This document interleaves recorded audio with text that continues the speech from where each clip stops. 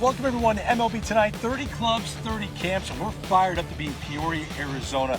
We always look forward to coming to Seattle Mariners spring training camp, this year especially after a tremendous 2025 campaign where they almost made it to the World Series, losing in Game 7 to the Blue Jays in the American League Championship Series. Once again, it's Greg Amsinger during this spring training rendezvous. Welcoming in Yonder Alonso, his first camp of spring. You feeling good? You ready to rock? I feel great. Are you kidding me? The first team I get to do is the Seattle Mariners. Sign me up. Let me tell you, 2 years ago, this team won 85 games. They had to make a managerial switch. They missed out on the postseason. They won 90 games last year, almost squeaked in.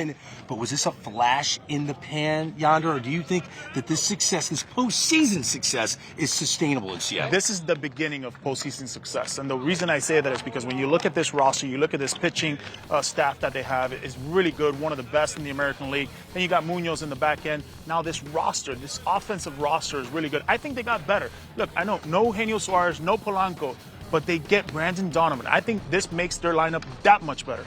Now, in the lineup, Cal Raleigh standing right over there. We're going to walk over and chat with him in a second. What he did last year was otherworldly, Yonder. Yeah. Again, they lost in Game 7 in the ALCS. They barely won their division. Does Cal Raleigh have to have a monster year like he had last year for this team to duplicate what it did? Not as much as what he did, but I think, look, a 35 to 40 home run season is still an elite year in a guy like Cal Raleigh. I think behind the dish, he's going to want to catch 140 games, 150 games, whatever it takes to be out there. It all comes down to the pitching, and I think they still got that pitching. Look, a lot of these guys are going into year 2, year 3. This is usually when they're elite. That year 2, year 3 in the starting department, that's when they kind of turn out. I expect the Seattle Mariners to have the same year, if not better, this year. Well, let's not keep the MVP finalists waiting. We're going to walk over there. As we walk over to Cal, take a look at what he did last year.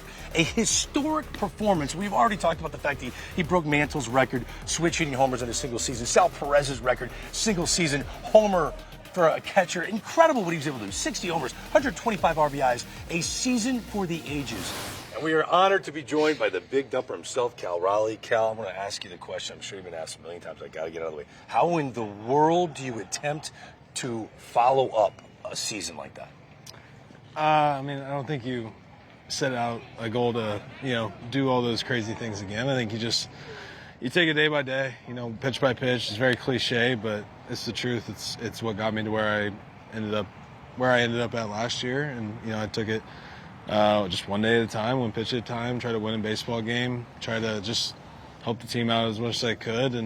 And ultimately, I think that's kind of what I kind of preach, just consistency throughout. And at the end of 162, if you do the same thing and you're consistent with your work and your prep and your approach, then you'll be where you want to be. Kyle, I feel like early on, talking from a hitting perspective, you were locked in. But what was that one key that really just changed for you and took you over the top with the year you had? Yeah, I think my first couple of years I'd have some success, and then I kind of would ride the roller coaster. I'd ride the highs, ride the lows, and this past year I felt more comfortable just trying to stay consistent every single day and not trying to change things up. I think with a lot of guys, they constantly think about changing something in their swing or their approach, and throughout the season I just tried to stay on the tracks, and it worked well for me. Let's talk defensively as well. It just feels like for a lot of teams in the big leagues, they want to take care of their catcher, not be on the field as much. Has that been something that you've kind of talked about with the Mariners, saying, no, I want to be behind the dish as much as possible? Yeah, I want to be out there every single day. I want to be playing. I don't like sitting. I don't like taking days. I just want to be back there for the guys. I think it says a lot about who you are. Posting every day and trying to help your team out as much as you can to win. And as long as I'm still doing that, still performing at a high level, then I don't see why I shouldn't be back there. You guys raised the bar, getting so close to the World Series. You bring back Josh Naylor. You acquire a Brendan Donovan. How would you assess the front office moves this winter? Yeah, I thought they did a great job kind of assessing our team needs. Getting Josh Naylor done so early was huge. I think they did a great job of realizing, listening to players and staff and kind of understanding, all right, this guy's a big part of this team. He's not only is he helping us with, you know, on-field stuff, but he's helping in other ways too. He's helping off the field, leadership-wise. He's impacting other players in a great way. So I think by them noticing that, it was a great, you know, start to the offseason, adding a good bullpen arm with Ferrer, and obviously getting Brendan Donovan, you know, kind of adding bats that kind of complement our lineup. You know, I feel like in the past maybe been a little one-dimensional, and now with being able to shift with different types of players and different types of approaches at the plate, I feel like we're going to be much more in a good spot to hit, you know, certain type of pitchers and have different approaches. Yeah, finally, tell me you laid on a beach for 2 weeks after the season ended. No, I didn't really get to do. I got to see my family for the holidays and then chill out a little bit, so that was nice. And had a wedding in Ireland, but that was about it. Yeah. Okay. Yeah, Big Dumper World Traveler. I'm into that. First time across the pond. Oh, good for you. I called it the year of Cal Raleigh. It was the year of the Big Dumper. Hey, thank you so much. Have another great year, okay? Thanks, guys. Fun to watch Cal Raleigh in a lineup that is even more stacked than it was last year. With Brendan Donovan acquired, you put him in the leadoff spot, then you got Raleigh, then you got J-Rod, then you got Naylor, you got a Rosa Rain. I mean, this is a great lineup. And if you look at J-Rod, that is a 30-30 player. He improved from 2024. Moments ago, Yonder caught up with the Mariners center fielder. All right, Julio. Last year we were here. I asked you about the adjustments for the upcoming season, and there was this kind of feel of you had a chip on your shoulders. You wanted to prove some people, and obviously prove to yourself that it was going to be a big year. You did have a big year. All right, so now we're in this year. What's the adjustments? What did you learn from last year moving forward to this year?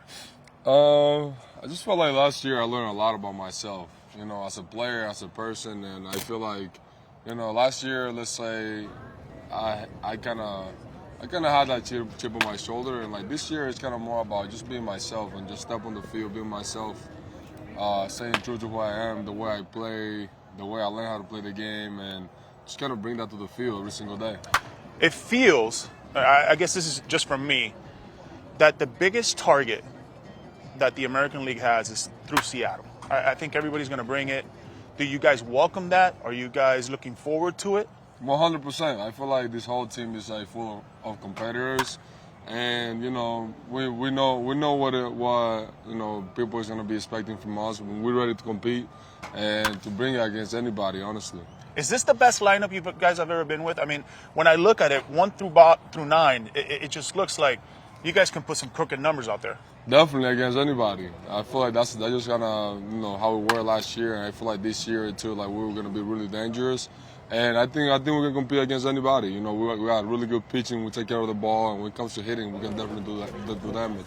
What's going to make the Seattle Mariners shine this year? What are the key components that you guys need to go out there every day and prove it once again? I mean, just going out there with the mentality to win. You know, with mentality to win, and I feel like that's what's gonna like continue to carry us through the year.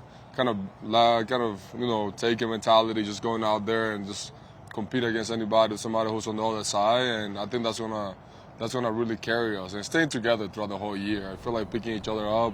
I know there's gonna be times where like our pitching is gonna like carry us. There's gonna be times where the offense is gonna take off, and I just feel like picking each other's back throughout the whole year is definitely gonna take us far. Bro, tell me about that pitching staff.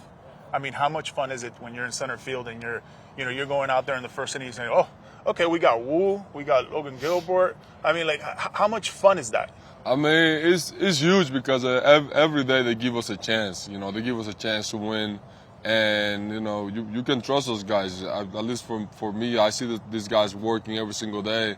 I know they really want to go out there and compete and like give us the best chance to win. And like, you know, I'm happy to be in the same team with all those guys. All right, Greg. Listen, man, the target's in their bag, but they ain't shying away. It's going to be a lot of fun. Back to you.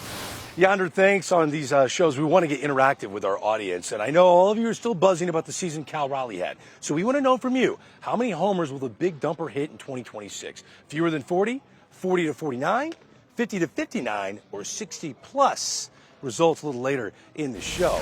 You know, this is a club that really bolstered their roster, and the biggest move they made was trading for a piece that every team in win now mode wanted. Brendan Donovan. He's played almost any position you can think of. They're going to bring him in to play primarily second base and hit in that leadoff spot. Yonder Alonso is standing by with the brand new M. Thanks, Greg. I'm here with Brendan Donovan. Okay, the question that everybody's asking, but I got to hear it from you, all right? Hear me out. Was there any doubt or any other team that you were going to get traded for that wasn't the Seattle Mariners? No, I mean, initially when the offseason first hit, we got flooded by all the rumors. It looked like Seattle, but then nothing happened for a while. So when February got there, we were actually in Florida.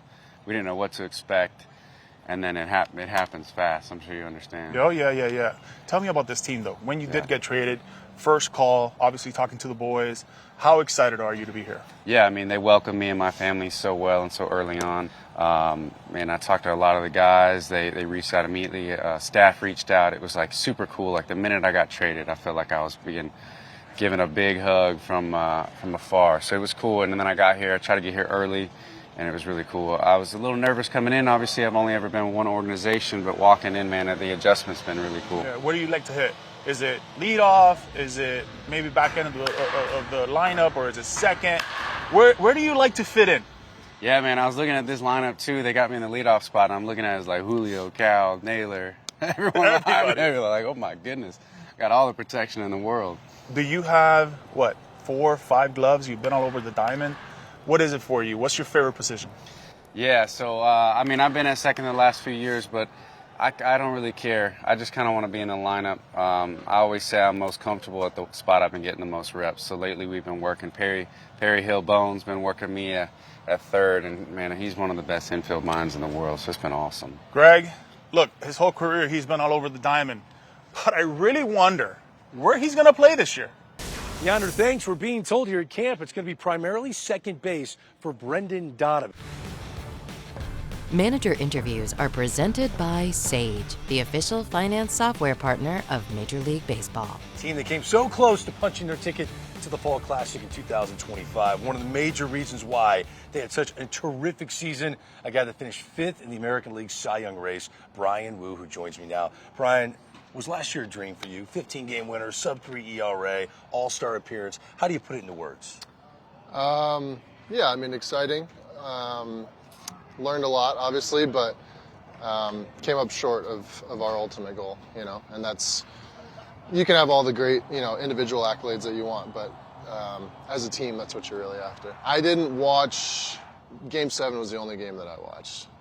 Really? Yeah. Was there a reason I kept for that? scores. I mean, you come up short, it's tough to watch, but Game 7 of the World Series against those two teams, I had to watch. Was there a team you were rooting for? Just hoped it went on forever. And nobody won. Well, listen, I hope you continue to dominate like you've been dominating. Was there something, because I thought your 2024 season was terrific, but you took it another step in the swing and miss direction where you really looked like a true ace. Did you feel that as well? Yeah, I mean, I think it's for me, it's just raising my level of consistency. I think as a starting pitcher, that's what I try to take the most pride in is, every time that I'm going out to take the ball, you know what you're going to get out of me. And, whatever it is, 30-plus starts, hopefully 200-plus innings, that's kind of where I'm going after. And, other guys kind of look at pitching a little bit differently now. That's kind of how I look at it. So, yeah, just raising the floor and continuing to get better every day and, trying to keep the perspective really small. Through October baseball, you were battling just your health, staying fully 100%, and then here you are at the end, coming out of the bullpen. What did you learn about yourself in that postseason run? Yeah, I mean, you gotta kind of deal with the hand that you're dealt. Obviously the timing of the injury wasn't ideal, and you're frustrated, but you got to do what you can to get back and help the team win. There's no time for poor me or why is this happening now? You got to just, get to work and find a way to get back on the field and help the team. So, yeah, you learned a lot. I learned a lot throughout the season, but also, a little bit of a sour taste not being able to contribute the way that I wanted to. But, proud of the team, obviously, for everything that we've accomplished. Coming back this year with a little bit of a chip on our shoulder for being able to finish the job. I'm about to talk about the farm system. Is this organization still a pitching factory? Yeah, I mean, it's hard to say that it's not, but no, it's obviously a bunch of us that you see now have benefited from such an incredible development system, and then you still got plenty of guys coming up that are, just as good, just as young, just as nasty. So it's fun to watch all of them. Obviously it was us not too long ago, and then watching them kind of, some of these guys coming in their first big league camps or just coming off getting drafted or whatever it is, So it's been a ton of fun to get to know them, and they're all really, really good kids. So. I'm about to make a very bold prediction at the end of the show. Okay. It has to do with you and Cy Young. Are you comfortable if I do that? Yeah, whatever. It's your show. All right, good. I appreciate that, Brian Wu. Thank you so much. I appreciate your time. Thanks, man. I do want to talk about that farm system because, like they always have, they have a ton of top 100 prospects, more than any other organization. 7 total. Kate Anderson, you see on this list, was the 3rd overall pick last year, coming out of college. He's a nasty lefty. The number 1 prospect, Colt Emerson, 20-year-old shortstop, but he can play all over the diamond. The question is, how do you inject this young talent into a team that's in win-now mode? Let's talk about that right now with their manager, Dan Wilson. This manager interview is presented by Sage. All right, Dan, first off, congrats on a great year last year. That's number 1. But you just saw the farm system graphic that we put on the screen. You guys are loaded with young talent. How do you balance that line of injecting the youth into the big league level while you're still all in to win at the big league level? Yeah, no question. I think it's a great kind of conundrum to have, number 1. But I think the thing that you go into a baseball season with is knowing that you're going to need depth at some point in the season, whether it's on the mound, whether it's in the field as a position player. You don't get through a season without something happening. And so to have that depth, to have the young players that we have, is such a nice luxury, and they're going to get a chance down here. They're going to get opportunities to play. We got a big group that's going to WBC, so they're going to have a chance to get out there. And having that depth is super important, and I think for us that should play pretty well. Let's talk about this roster too, the way it was built. All of a sudden now, no Polanco, no Eugenio Suarez, but you get Ruff Snyder.